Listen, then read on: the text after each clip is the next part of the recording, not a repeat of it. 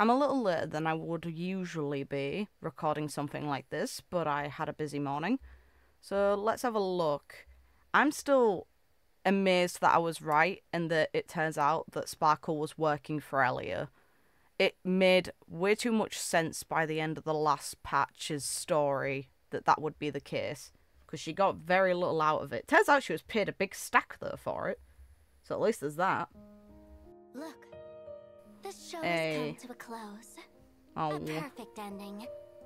Also, it's really tragic to think that there's a chance that, because we don't know what Robin offered in order to have her brother freed, it's still really tragic to think that she potentially offered the chance of never seeing him again. And it could have potentially alluded to what likely Elliot said in near the end of the boss fight in the previous patch about two siblings being eternally separated. I hope that something can be done to fix that if it's the case. But you're still not completely satisfied, are you? Nope. Show me Elio. After all, there's still someone And show me others. who hasn't answered yet. Why does life slumber? I think it's because they're afraid to wake up from the dream. All because we are not ready for the final rest. So you can definitely understand why we want to be prepared. Who is right? Everyone. It's your own don't know. personal answer. On Penacony's grand stage, everyone sees themselves as the main character. So I took action. The more protagonists in this drama, the better. Since the show has to end, what's the difference between those on stage and those below? Why not stand in the spotlight and watch the drama from the best seat? Let the performance unfold around you. The music is so good. God I've damn. done more than just this. We know. Look, I've sent these little buttons Oh. far and wide. That's cool. And tried my best to bring each of you onto the stage. I hope they'll set off a climax even I couldn't imagine.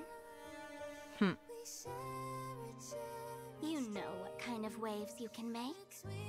Since the show has to end, why not let the audience become the ultimate protagonists?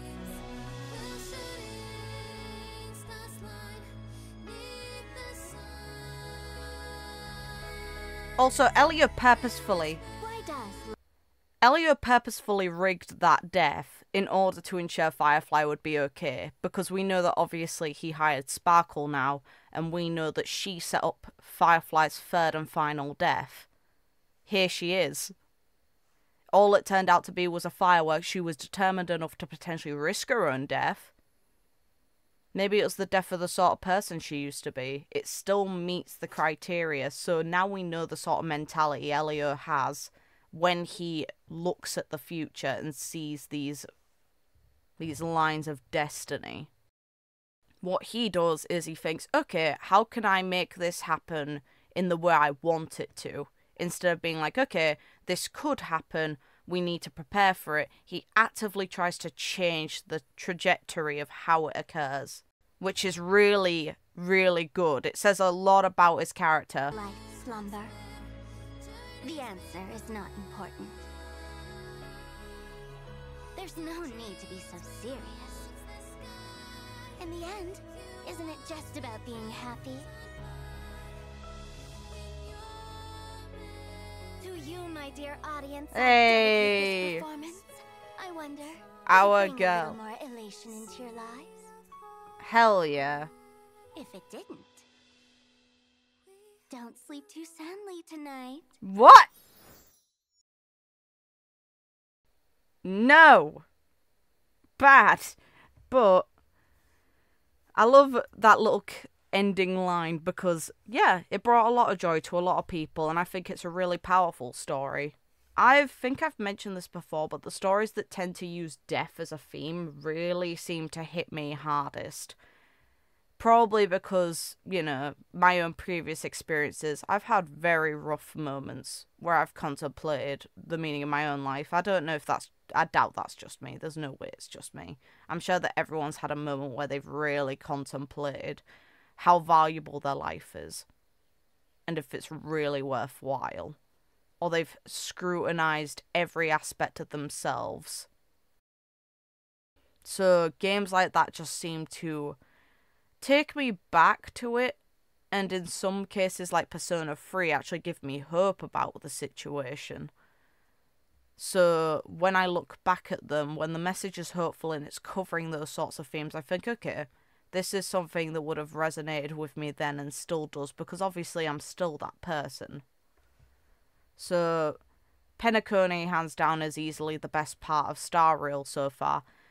I have a lot of faith in these writers.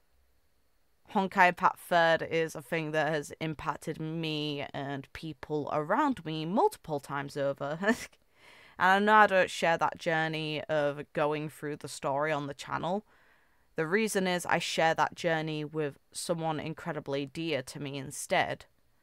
But it doesn't mean it impacts me any less. It doesn't mean that I don't care for it.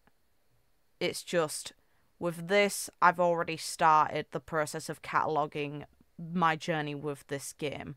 I did it since beta, and I aim to do it so long as the game continues to exist. I didn't do that with 3rd, and I've done it with specific moments from 3rd that I believe really matter. Like, you know, the animations are always the key points. With this one, I'd say I'm really glad that I, followed the journey all the way through with Star Rail and Aim to, because Penacony was an incredible story. I have games that are like my favourites of all time that have similar themes to this, and Star Rail hits that boundary because it handles it so well. The writing here was superb. I know that people could moan about other elements of this game's story. Hell, I have so many issues with Belobog and the reliance on the past. The past, I say the past, but I mean Honkai Impact 3rd. They basically hinge on either people's love for Yuri or the bond between two characters in 3rd to use XPs to try and demonstrate the same amount of care and affection, when it just feels really forced, and then the pacing was awful. The Xianzhou has less issues. If you resonate less with the Xianzhou, that's fine. But the part involving the Disciples of Sanctus Medicus, while some of it is really relevant to what happens in that story, the way it was handled was awful. Which is a weird thing because they tried to fix it, but it didn't fix the problem because it's a requirement really to do for the story. They should have just written that section probably very differently. But I think that Dan Heng's progression is very much worthwhile. And I think that that's what makes the Xianzhou's story.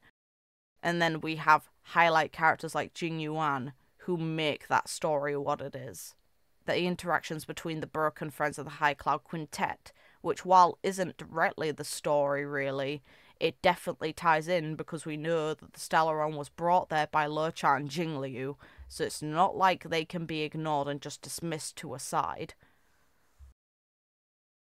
It's all of they have made a brilliant cast here and built on all of them in very, very valid ways.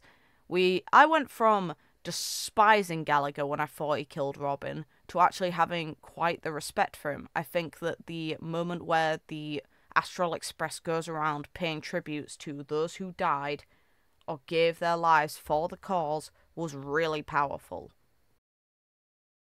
And hopefully we'll get more powerful moments like that in the Eternal Land, because we know where we're next going, even if we know nothing about it. To my knowledge, I'm going to be digging through game lore to see if we do know anything about this place, because I don't think we do. I don't think it's been mentioned in-game, and if it has, then I'm very interested to find out where.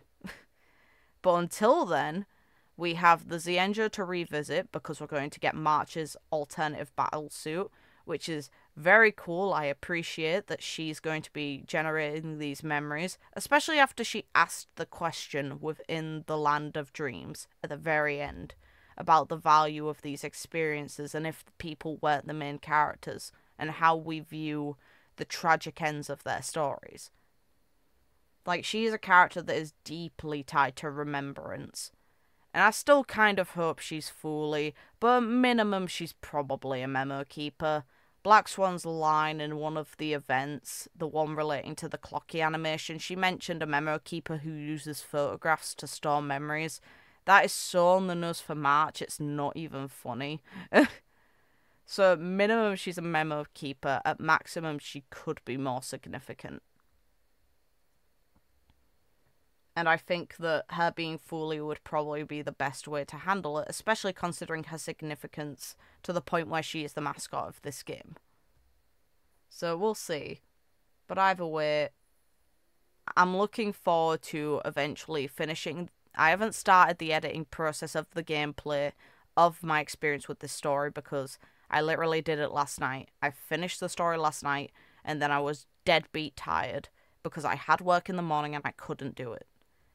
Now, I'm going to start working on getting that editing done. It probably will not happen in one day. It'll be faster than the other ones because the story was admittedly a lot shorter, but that doesn't mean it's going to be fast. Let's hope that there's no hiccups within the recording and I don't have to try and fix it by breaking down audio chunks, restructuring them, trying to get rid of background noise. Please don't be a nightmare. But I'm hoping we'll see Sparkle again. I'm kind of hoping every now and then Elliot will just toss her some money to get her to do silly shit. So she comes back and does it and we get to interact with her because she's very fun. I'm looking forward to potentially seeing more members of the Masked Fools, even though all of them are highly concerning. It's still at least a bit of fun. Some of them are more tame than others, but, you know, we've got Sparkle. She's like the most nutty one we've seen so far. Sampo is tame by comparison to her, which is insane, because I judged Sampo a lot. I didn't dislike him. I can judge him and like him. It's just, god damn. If I knew they were going to give us this level crazy, I wouldn't have said anything about Sampo. So yeah, hopefully this game has resonated with each of you when it came to this story, and I'm looking forward to when I post my reaction to it, or even here, talking to other people about it because I really loved it.